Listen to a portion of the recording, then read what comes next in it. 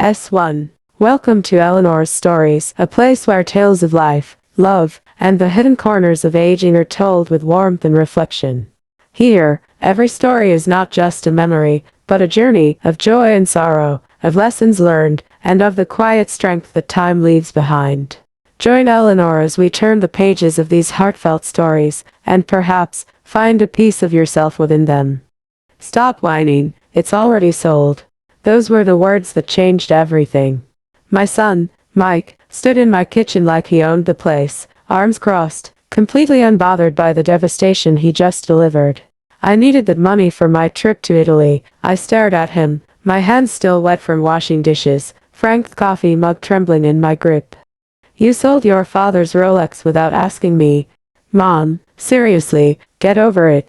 It's just a watch. Just a watch. 6 months after burying my husband of 43 years, my own son had stolen the only thing of Frank's I wore every day, wound every morning like Frank taught me, feeling connected to him through that simple ritual. The thing about betrayal is that it has a taste, bitter, metallic, like pennies on your tongue. Standing there in my Chicago kitchen, staring at my 42-year-old son who apparently thought grief had an expiration date, I tasted it fully for the first time. Which pawnshop? I asked quietly. Mike's wife, Ashley, looked up from her phone. Oh good, she's being reasonable now. Her voice dripped with the particular condescension she'd perfected over the years. Honestly, Dorothy, clinging to material possessions isn't healthy. Frank wouldn't want you living in the past. Don't tell me what Frank would want, I thought, but bit my tongue. Ashley had been telling me what Frank would want since the funeral, usually whenever it involved me giving them something. Golden State Pawn on Milwaukee Avenue, Mike said, checking his watch, an expensive Apple thing that probably cost more than Frank's Rolex was worth.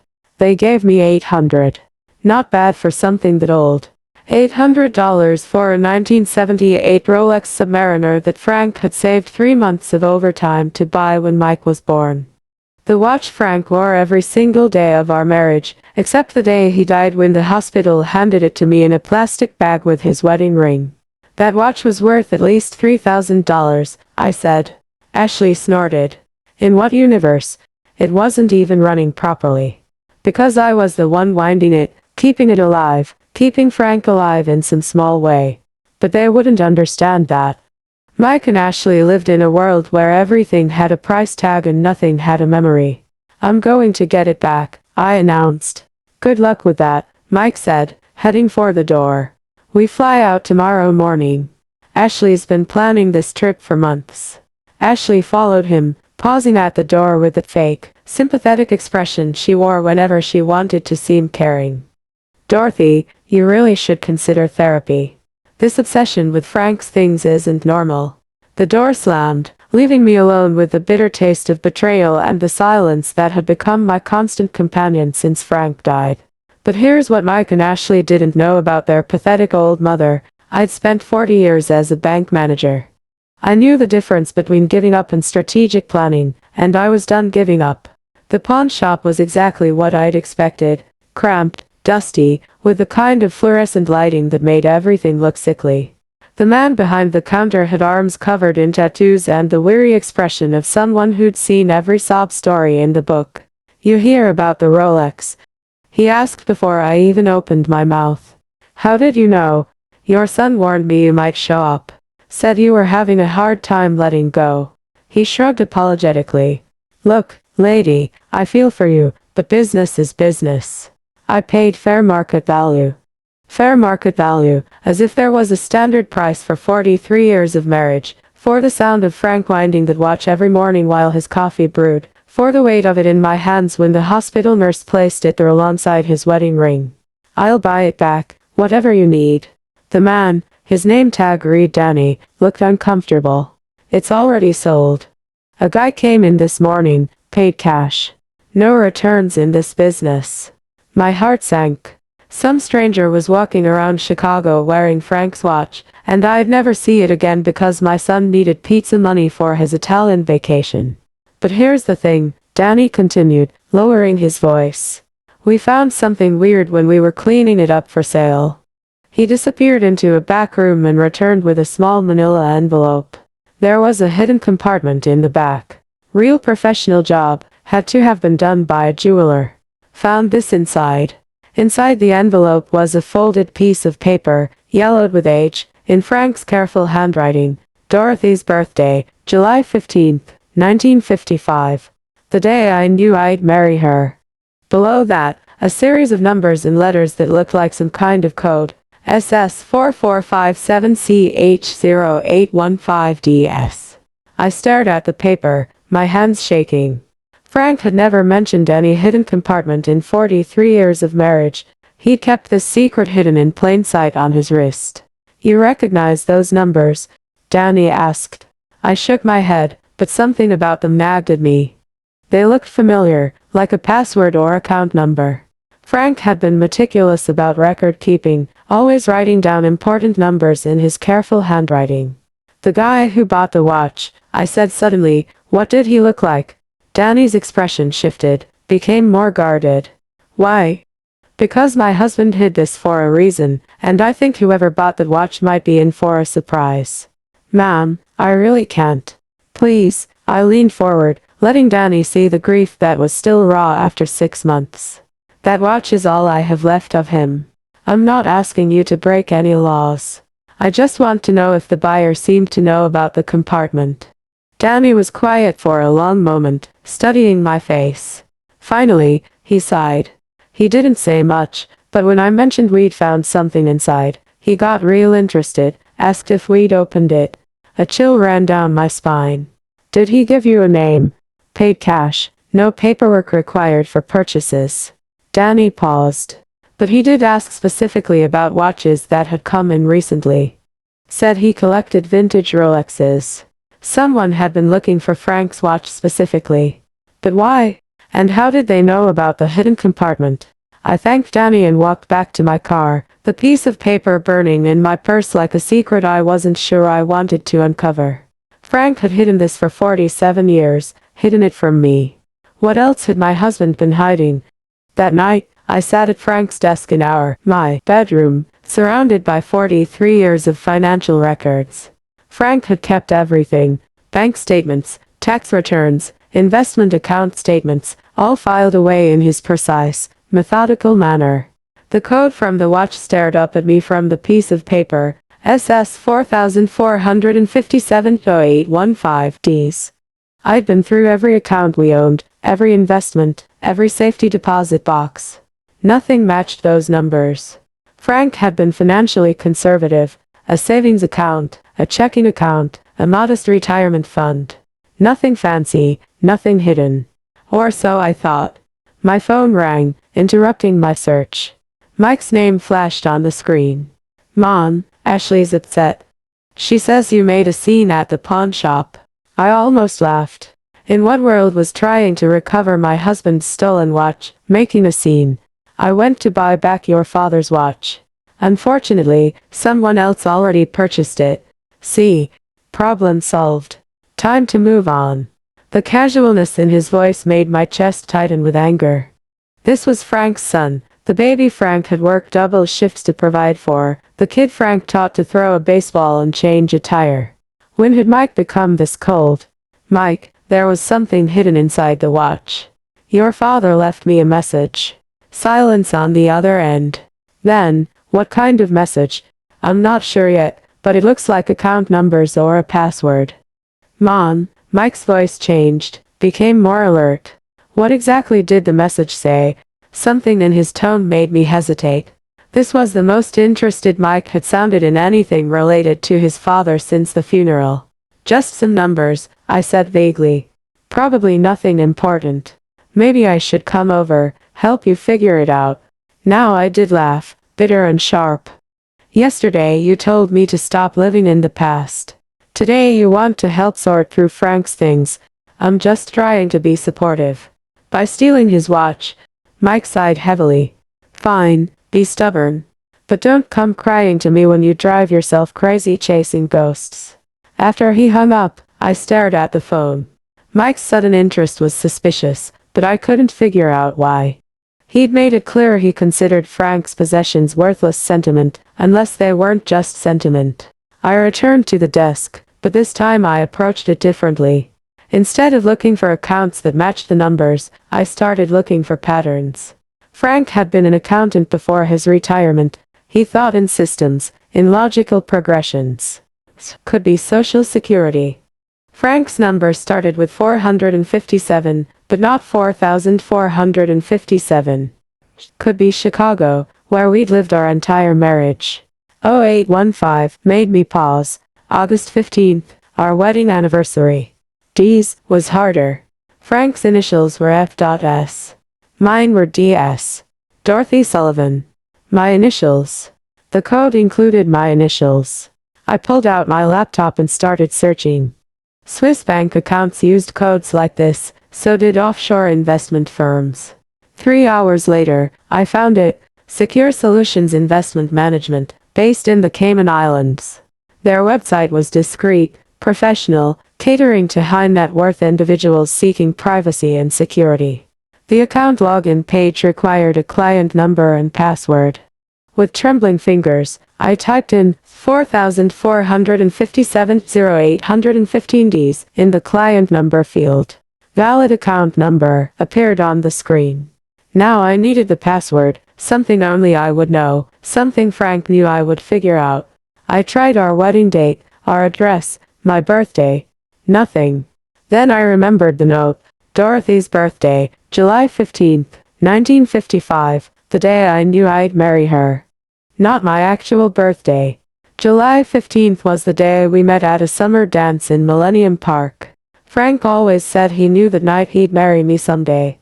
I typed in 071555 and held my breath. Access granted. The screen that loaded next made me gasp. Current account balance, $2,847,029.67. Frank had hidden nearly $3 million from me for our entire marriage. I stared at the screen until the numbers burned themselves into my retinas. $2.8 million in an account I'd never known existed, in a bank I'd never heard of, hidden by a husband who'd spent 43 years convincing me we were living paycheck to paycheck. Every argument we'd had about money, every time I'd clipped coupons or bought generic groceries or patched Frank's work shirts instead of buying new ones, all of it, while he had millions sitting in an offshore account. My first instinct was anger, pure, white-hot rage at the deception, at the lies by omission, at 43 years of wondering if we'd have enough for retirement while Frank secretly stashed away a fortune. But then I clicked on the account history. The first deposit was made in 1982, 3 years after Mike was born, $5,000. The notation read, Initial Inheritance Investment, EFS. Inheritance. Frank had never mentioned any inheritance. I scrolled through years of deposits, all relatively small, $500 here, $1,000 there, regular contributions that explained why Frank had been so careful with our household budget. He hadn't been hiding money from our income. He'd been systematically building something separate. The deposits continued steadily until 2008, then jumped dramatically. Instead of hundreds of dollars, Frank had been depositing $10,000 and $20,000 at a time. The notation on those larger deposits made my blood run cold. Real estate liquidation, Chicago properties. Frank had been buying and selling real estate without my knowledge, properties I'd never seen, investments I'd never been consulted about, business dealings that had apparently made him wealthy. How do you live with someone for 43 years and not know they're conducting secret business transactions? I clicked on the account messages and found a folder labeled, For Dorothy, Emergency Access Only. Inside was a video file, uploaded just 3 months before Frank died. I hesitated before clicking play.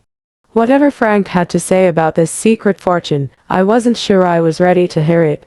But I was alone in our bedroom at midnight. My son had stolen the only clue to this mystery, and I was apparently wealthy beyond my wildest dreams. Ready or not, I needed answers. Frank's face filled the screen, looking older and more tired than I remembered. He was sitting in his office at work, probably having recorded this during his lunch break. Dorothy, if you were watching this, I'm gone and something's gone wrong. His voice was steady, but his eyes looked sad. "I hoped you'd never need to access this account, that we'd grow old together and I'd eventually tell you about it over dinner someday." He paused, rubbing his face with the same gesture he'd used whenever he was working through a difficult problem. "The money isn't mine, sweetheart. It was my father's, hidden away before he died in 1981. He made me promise to keep it secret, to protect it, to only use it if our family was ever in real danger." Frank's father had died when Mike was 2. I remembered Frank being devastated, remembered the modest inheritance that had paid off our mortgage. Apparently, there had been much more to it. My father saw what the Depression did to families, how quickly stability could disappear. He wanted to make sure his grandchildren would always be protected, no matter what happened. Frank looked directly into the camera, and I felt like he was sitting right next to me. "I've been investing the money carefully, conservatively. Every penny is documented, every transaction is legal. It's grown because I've been reinvesting for 40 years. But the original amount was meant to be emergency money, insurance against catastrophe." The video continued with Frank explaining the account details, the investment strategy, the legal protections he'd put in place, but I was stuck on one phrase: "I hoped you'd never need to access this account." Frank had died of a heart attack at work, sudden, unexpected, no warning signs. How could he have known I'd need this money? Unless the catastrophe he'd been protecting against wasn't random. Unless Frank had known something about our family that I was just beginning to understand. The next morning, I called in sick to my part-time job at the library. For the first time in 6 months, I had something more important to do than organizing returned books and shushing teenagers. I needed to understand what Frank had meant by real danger. The investment account had detailed records going back 40 years, but I started with the recent transactions. Frank's last deposit had been made just 2 weeks before he died, $25,000, with the notation, "Property sale, emergency liquidation." Emergency liquidation. Frank had been converting assets to cash right before his death. I spent the morning researching every property transaction Frank had made. The man I'd been married to for 43 years had apparently been a secret real estate mogul, buying and selling properties all over Chicago with money I didn't know we had.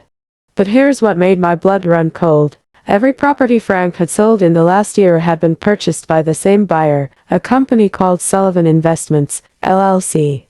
Sullivan was Mike's last name, too. I grabbed my phone and called my nephew Danny, who worked in real estate. If anyone would know about property transactions in Chicago, it would be Danny. "And how are you holding up?" "I'm fine, honey. Listen, I need to ask you about something. Have you ever heard of a company called Sullivan Investments, LLC?" Danny was quiet for a moment. "Actually, yeah. They've been pretty active lately, buying up properties in good neighborhoods. Cash deals, moving fast." "Why? Do you know who owns the company?" "I can find out. Give me an hour." I spent that hour going through Frank's desk more carefully, looking for any documentation about his real estate dealings. Hidden in the back of his filing cabinet, behind 40 years of tax returns, I found a folder marked Insurance Policies. But instead of insurance documents, the folder contained contracts, property deeds, and correspondence related to Frank's investments. At the bottom of the pile was a letter that made my hands shake. It was from a private investigator, dated 6 months before Frank's death. "Mr. Sullivan, per your request, I've completed the investigation into your son, Michael Sullivan's, financial activities. My findings are concerning. Your son has accumulated approximately $180,000 in gambling debts to several offshore betting sites. He's also taken out multiple high-interest loans against his business using fraudulent information about his income and assets. Of greater concern are the inquiries Mr. Sullivan has been making about your estate. He's contacted 3 different lawyers asking about inheritance law and the process for contesting wills. He's also made inquiries about power of attorney procedures and elder care facilities. I believe your son is planning to have you declared incompetent in order to gain control of your assets. The paperwork I've uncovered suggests he's been researching this option for several months. I recommend taking immediate steps to protect your assets and ensure your wife's financial security. Regards, Thomas Chen, private investigator. My phone rang. Danny, and you're not going to believe this. Sullivan Investments, LLC, is owned by Mike Sullivan. You're Mike. I closed my eyes, the pieces finally falling into place. Frank hadn't been hiding money from me, he'd been hiding it from Mike. Every property sale, every cash deposit, every emergency liquidation had been Frank systematically moving assets out of Mike's reach. Frank had known his own son was planning to rob us.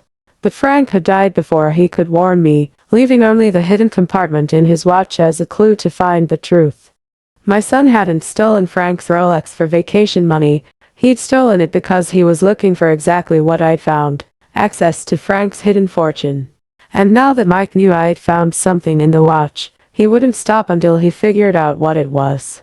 I was still sitting in Frank's chair, staring at the private investigator's report, when I heard Ashley's key in my front door. She'd had a spare key since the funeral, ostensibly to check on me when Mike was working. Now I understood. She'd been checking on Frank's assets. Dorothy, are you here? Ashley's voice echoed through the house, artificially sweet. Mike and I stopped by before heading to the airport. I quickly shoved the investigator's report back into the folder and minimized the offshore account on my laptop screen. Whatever game Mike and Ashley were playing, I needed to understand the rules before I revealed my hand. In the bedroom, I called back. They appeared in the doorway moments later, Mike carrying a small suitcase and Ashley wearing the kind of outfit that screamed expensive vacation, her designer sunglasses probably costing more than most people's rent. Just wanted to say goodbye, Mike said, but his eyes were scanning Frank's desk, taking inventory of the papers spread around me. What are you working on? Sorting through your father's things, I said carefully. There's so much I never knew about. Ashley stepped closer, her gaze focused on my laptop screen. Find anything interesting? The question sounded casual, but I caught the sharp attention in her voice. These weren't courtesy visits, they were reconnaissance missions. Just old bank statements and tax records. Your father was very thorough with his paperwork. Mike relaxed slightly. Yeah, Dad was obsessive about record keeping. Probably kept every receipt from the last 20 years. Actually, I said, deciding to test their reaction, I did find something odd. Your father had some kind of investment account I didn't know about. Nothing major, just a few $1,000s. The change in both their expressions was immediate and unmistakable. Mike stepped forward, trying to appear casual but failing completely. An investment account. What kind? I'm not sure yet. The paperwork is confusing. I might need to hire an accountant to help me figure it out. Ashley exchanged a quick glance with Mike. We could help you with that. Mike's good with financial documents. I bet he is, I thought, remembering the private investigator's report about Mike's gambling debts and fraudulent loan applications. That's very kind, but I already made an appointment with Frank's old accounting firm. They'll know how to handle his investments properly. Mike's jaw tightened. Mom, those guys charge $300 an hour. I can look at the paperwork for free. I can afford $300 an hour, Mike. The silence that followed was loaded with tension. Ashley's mask of concern was slipping, revealing the calculating woman underneath. Mike was practically vibrating with frustrated energy. We should probably get going, Ashley said finally. Don't want to miss our flight. But Mike didn't move. Mom, about the message you found in Dad's watch. Maybe I should take a look at those numbers before we leave, just to make sure they're not something important. What numbers? Ashley asked sharply. Mike shot her a warning look. Mom found some kind of code in the watch. Probably nothing, but you never know. Now Ashley was fully alert, her vacation excitement replaced by laser focus. What kind of code? I stood up slowly, using my full height to look down at my daughter-in-law. The kind that's none of your business. Ashley's face flushed red. Excuse me, you heard me. My husband left me a private message. Private being the operative word. Mom, Mike stepped between us, his voice taking on the patronizing tone I'd grown to hate. We're family. There's no need for secrets. Secrets? I almost laughed at the irony. Like the secret gambling debts. Or the secret company you've been using to buy properties with money you don't have. The color drained from Mike's face. Ashley's mouth fell open. I don't know what you're talking about, Mike said, but his voice was shaky now. Sullivan Investments, LLC, ring a bell. I watched both their faces go pale. Your father knew, Mike. He knew everything. Ashley recovered first, her voice turning vicious. You crazy old woman, you don't know anything. I know your husband owes $180,000 to offshore gambling sites. I know he's been researching how to have me declared incompetent. And I know he's been planning this for months. Mike slumped against the door frame like his strings had been cut. The fight went out of him completely. How? He whispered.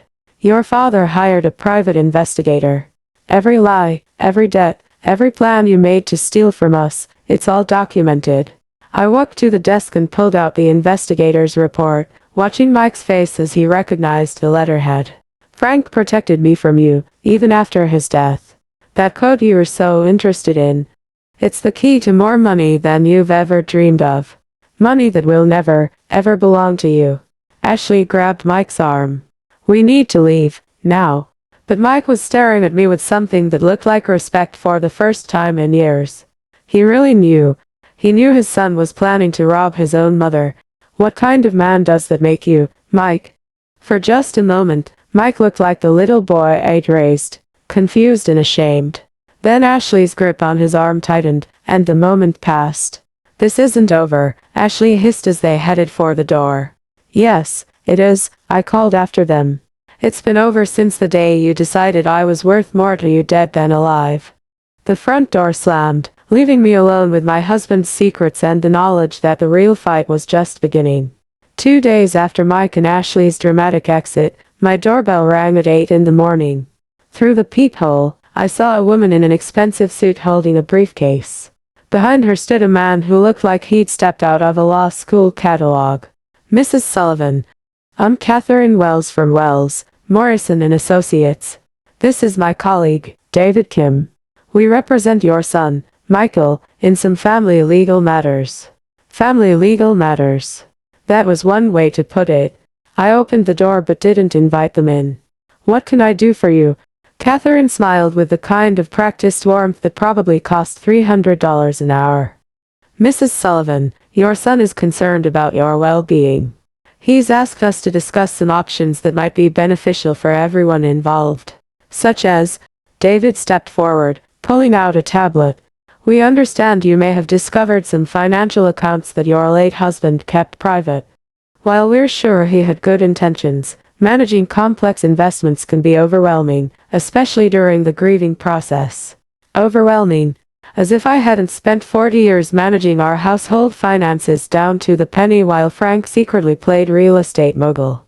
I appreciate your concern, but I'm perfectly capable of managing my own affairs. Catherine's smile never wavered. Of course you are. But consider this, your son could help shoulder that burden. We've drafted some documents that would give Michael power of attorney over your financial decisions, just temporarily, until you've had time to properly grieve. There it was, exactly what Frank's private investigator had warned about. Temporarily, I repeated. And who determines when my grieving period is over? David exchanged a glance with Catherine. That would be at your discretion, naturally. Naturally. I stepped back toward my door. Gentlemen, I think we're done here. Mrs. Sullivan, Catherine's voice sharpened slightly. Your son is prepared to file a petition with the court regarding your mental competency. He's concerned about some erratic financial decisions you've been making. What erratic decisions? Accessing offshore accounts, conducting international financial transactions without professional guidance. To an outside observer, it might appear that you were not thinking clearly. The threat was crystal clear. Sign over power of attorney voluntarily, or they'd have me declared incompetent by force. You know what's interesting about threats? I asked, leaning against my door frame. They only work if the person you're threatening doesn't have better lawyers than you do. Catherine's professional mask slipped slightly. I beg your pardon, I said. You can tell my son that his plan won't work. Frank left me more than just money. He left me protection. I closed the door in their faces and immediately called the number I'd found in Frank's hidden files. Thomas Chen, the private investigator, answered on the second ring.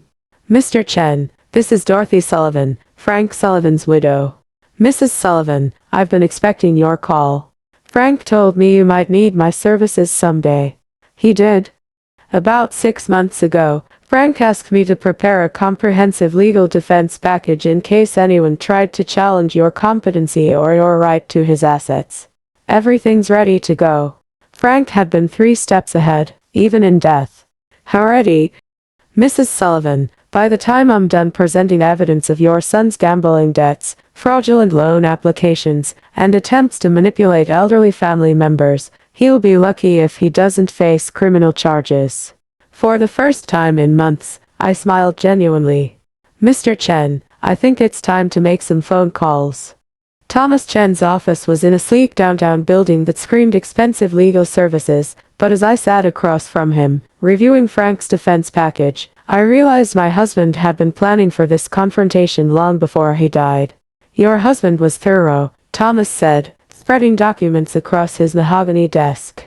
Bank records showing Mike's gambling losses, audio recordings of him discussing plans to have you declared incompetent, even photographs of him meeting with estate planning lawyers. Audio recordings. Thomas nodded grimly. Frank suspected Mike was planning something, so he had your house wired for sound last year. Completely legal since it was his own property. I thought about all the conversations Mike and Ashley had in my kitchen over the past 6 months. Every dismissive comment about my mental state, every calculation about Frank's assets, every cruel joke about putting me in a nursing home. Frank had heard it all. There's more, Thomas continued. Frank also discovered that Ashley has been systematically isolating you from family and friends. She's been telling people you were becoming senile, that you need supervision. The pieces clicked into place. Why my sister-in-law had stopped calling, why neighbors seemed awkward when they saw me, why my book club friends had been treating me like I was fragile. Ashley had been conducting a whisper campaign, preparing the groundwork for Mike's legal challenge. How extensive is the evidence? Extensive enough to destroy any competency challenge and probably land them both in jail for elder abuse and attempted fraud. Thomas pulled out a thick folder. But there's something else. Frank left specific instructions about what to do if you ever needed to access the offshore account. He handed me a sealed envelope with my name written in Frank's careful handwriting. Inside was a letter dated just 1 week before Frank's death. My dearest Dorothy, if you were reading this, then Mike has shown his true colors, and you've discovered the account I've been building for 40 years. I'm sorry I couldn't tell you about it while I was alive, but I needed to protect it from Mike until the time was right. The money isn't just an inheritance, it's justice. Every penny came from investments I made using information Mike thought he was hiding from us. When he started his real estate company, he would brag about his inside deals and guaranteed investments. What he didn't know was that I was listening and investing in the same opportunities with money he didn't know existed. Mike unknowingly funded his own downfall. Every property he flipped, I bought 3 more in the same area. Every stock tip he mentioned, I invested in with money from our original inheritance. The offshore account exists because I used Mike's own greed against him. Now, it's your turn to use his greed against him. Thomas has instructions to make the account transfers immediately. By the time you read this letter, you'll have financial independence Mike can never touch.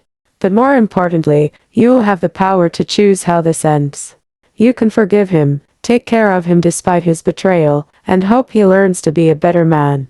Or, you can let him face the consequences of trying to steal from his own mother. The choice is yours, my love. It always has been. Forever yours, Frank. I set the letter down with shaking hands. Frank hadn't just protected me from Mike. He'd orchestrated Mike's downfall using Mike's own schemes against him. Mrs. Sullivan, Thomas was watching me carefully. Are you ready to proceed? I thought about Mike as a little boy, excited about his first day of school. Then I thought about him standing in my kitchen 2 days ago, calling me a crazy old woman while his wife threatened me. Some bridges, once burned, can't be rebuilt. Mr. Chen, I want you to file every piece of evidence we have with the appropriate authorities. And I want you to do it today. The next morning brought chaos to my quiet Chicago neighborhood. I was sipping coffee and reading the newspaper when 3 black subs pulled up to Mike and Ashley's house across the street. Men in FBI windbreakers started carrying boxes out of their front door. My phone rang immediately. Mom. Mike's voice was panicked, desperate. What did you do? I protected myself, I said calmly, watching through my kitchen window as agents loaded computers and filing cabinets into their vehicles. What you should have done for your family, instead of trying to rob them. You don't understand. This will destroy us. You destroyed yourselves. I just documented it. Ashley's voice came through the phone, shrill and angry. You vindictive old witch. We were trying to help you, by stealing my husband's watch, by planning to have me declared incompetent, by spreading lies about my mental health to isolate me from friends and family. The line went quiet, except for Ashley's ragged breathing. Frank knew everything, Mike. Every debt, every lie, every plan you made to rob us. He spent the last year of his life protecting me from his own son. Dad wouldn't. Your father hired a private investigator to document your gambling addiction and your plans to steal my inheritance. He had our house wired for sound so he could record every conversation you had about putting me in a nursing home. I heard Mike make a sound like a wounded animal. The FBI is seizing your business records because Frank's evidence shows you've been using fraudulent information to secure loans. The IRS is auditing you because you've been hiding income. And the state attorney's office is investigating you for elder abuse. Mom, please, Mike's voice broke. I never meant for it to go this far. When did it start, Mike? When did you decide your mother was worth more to you dead than alive? A long silence. When Mike spoke again, his voice was barely a whisper. When I realized Dad had been hiding money from us. I saw some paperwork in his office last Christmas, references to accounts I'd never heard of. I thought if you both died, everything would come to me automatically. The honesty was brutal, but somehow cleaner than the months of lies and manipulation. You were wrong. Frank made sure everything would be protected from you. How much? Mike asked. How much did he hide? Enough to ensure I never have to depend on family who sees me as a burden. I hung up and watched through the window as FBI agents escorted Mike and Ashley to separate cars. Ashley was screaming at the agents, probably demanding lawyers and threatening lawsuits. Mike just looked broken. My phone rang again. This time it was my neighbor, Mrs. Patterson. Dorothy, I just wanted to call and apologize. Ashley told me you were having memory problems, and I believed her. I should have talked to you directly. It's all right, Helen. Ashley can be very convincing. Is it true what they're saying? That Mike was planning to steal from you? I looked at Frank's picture on my mantel, remembering the man who'd protected me even after death. It's true. But it's over now. 3 weeks later, I sat in Thomas Chen's office, reviewing the final legal documents. Mike and Ashley were facing federal fraud charges. Their business had been seized and their assets frozen pending investigation. But that morning had brought an unexpected visitor. Mrs. Sullivan, there's someone here to see you, Thomas's secretary announced. Says his name is Richard Torres, and he has something that belongs to you. The man who entered was in his 60s, well-dressed, with the kind of careful demeanor that suggested law enforcement background. In his hands was a familiar blue velvet box. Mrs. Sullivan, I'm the one who bought your husband's watch from the pawn shop. I stared at him, confused. How did you know to find me? Richard smiled and set the box on Thomas's desk. Because Frank Sullivan hired me 20 years ago to protect this watch if anything ever happened to him. I don't understand. I'm a retired federal marshal, Mrs. Sullivan. Your husband contracted me to monitor certain situations. When the watch appeared at Golden State Pawn, I was notified immediately. Thomas was taking notes furiously. You were surveillance on Mike Sullivan, among other things. Frank was thorough in his preparations. Richard opened the velvet box, revealing Frank's Rolex. But there's something else you need to know about this watch. He turned it over and pressed something on the back. A second hidden compartment opened, smaller than the first. Inside was a micro SD card. Frank recorded everything, Mrs. Sullivan. Every conversation Mike had about manipulating you, every meeting with lawyers about declaring you incompetent, every discussion about what to do with your assets after you were gone. The room spun slightly. Frank was recording Mike for 18 months. Audio, video, financial records, everything needed to ensure Mike could never successfully challenge your mental competency or your right to Frank's inheritance. Richard inserted the SD card into Thomas's computer. The screen filled with folder after folder of evidence, audio recordings, video files, financial documents, even photographs of Mike meeting with lawyers and gamblers. Your husband loved you enough to spend the last 2 years of his life building an unbreakable legal defense against his own son. I thought about Frank's final months, how stressed he'd seemed, how many work meetings he'd had in the evenings. He hadn't been hiding from me, he'd been protecting me. There's one more thing, Richard said quietly. Frank left specific instructions about what to do if Mike ever tried to have you declared incompetent. He pulled out a sealed envelope marked, Final Instructions, Dorothy's Protection Plan. Inside was a document that made my breath catch. In the event that Michael Sullivan attempts legal action against Dorothy Sullivan's mental competency, the following assets will be transferred immediately to the Chicago Children's Hospital in Michael Sullivan's name. All property owned by Sullivan Investments, LLC, all gambling debts and outstanding loans, all legal fees and court costs associated with elder abuse charges. Michael Sullivan will be personally responsible for all debts and legal consequences while receiving no benefit from any inheritance or asset transfer. Frank had arranged for Mike to inherit his own destruction.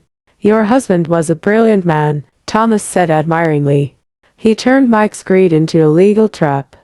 Frank knew Mike would never stop trying to get the money, Richard explained, so he made sure that any attempt to steal from you would result in Mike losing everything he already had. I picked up Frank's watch, feeling its familiar weight in my hands. For 43 years, I thought I was married to a simple accountant who worried about money and saved every penny. Instead, I'd been married to a master strategist who'd spent 2 years orchestrating the most elaborate protection plan in legal history. Mrs. Sullivan, Richard said gently, your husband asked me to give you a final message, if this day ever came. He handed me one last envelope, this one unsealed. Inside, in Frank's handwriting, Dorothy, you were always stronger than you knew. I just made sure you'd have the tools to prove it. Love always, Frank. 6 months later, I stood in the lobby of the Chicago Children's Hospital, watching workers install a brass plaque that read, The Frank Sullivan Memorial Wing. The money Frank had left me had been more than enough to secure my future and fund the hospital expansion he'd always dreamed about. The final irony was that Mike's attempt to steal from me had directly resulted in the largest charitable donation in the hospital's history. My phone buzzed with a text from Thomas Chen. Mike's sentencing hearing is next week. They're recommending 2 years federal prison plus full restitution. Ashley took a plea deal for 18 months. Still want to attend? I typed back, no. I have better things to do. And I did. At 73, I was finally living the life Frank had protected for me. I'd bought a small house near the lake, joined 3 book clubs, and started volunteering at the hospital twice a week. For the first time in decades, I was making decisions based on what I wanted, not what my family expected. My doorbell rang as I was preparing dinner. Through the peephole, I saw a young woman with Mike's eyes and a nervous smile. Grandma Dorothy. It's Melissa, Mike's daughter. I hadn't seen her since Frank's funeral, when she was finishing college and starting her first job. Ashley had made sure to cut me off from the grandchildren, along with everyone else. I opened the door. Melissa, what a surprise. I know I should have called first. She was twisting her hands nervously. I heard about Dad and Ashley, about what they did to you. I wanted to apologize. You have nothing to apologize for. I do, though. I knew something was wrong. Dad kept asking weird questions about Grandpa Frank's finances, and Ashley was always making comments about your memory. I should have said something. I studied my granddaughter's face, seeing Frank's honesty there along with Mike's features. Come in, sweetheart.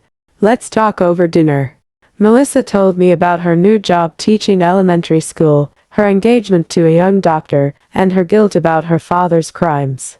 I keep thinking I should visit him in prison, she said, but I'm so angry about what he did to you. Anger is normal, but Mike is still your father. How can you not hate him? I thought about Frank's letter, about the choice he'd given me between forgiveness and justice. Because hate would mean he still had power over me.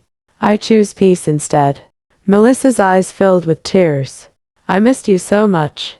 Ashley told everyone you were getting confused, that you didn't want to see us anymore. I never stopped wanting to see you, and I never will. As Melissa helped me clear the dishes, she paused at Frank's photo on the mantel. I always wondered why Grandpa Frank wore that watch every single day. He must have really loved it. I smiled, thinking about the 2 hidden compartments, the offshore account, the elaborate protection plan that had saved my life. He loved what it protected. That night, after Melissa left with promises to visit every week, I sat on my back porch watching the sunset over Lake Michigan. Frank's watch was on my wrist, keeping perfect time. He'd been gone for more than a year, but somehow, he was still taking care of me. The greatest love stories aren't about passion or romance, they're about protection, about someone loving you enough to fight battles you don't even know you're facing. Frank had spent 2 years preparing for a war I never saw coming, ensuring that his death wouldn't leave me defenseless against his own son's greed. Some people spend their whole lives looking for that kind of love. I was lucky enough to wear it on my wrist for 43 years.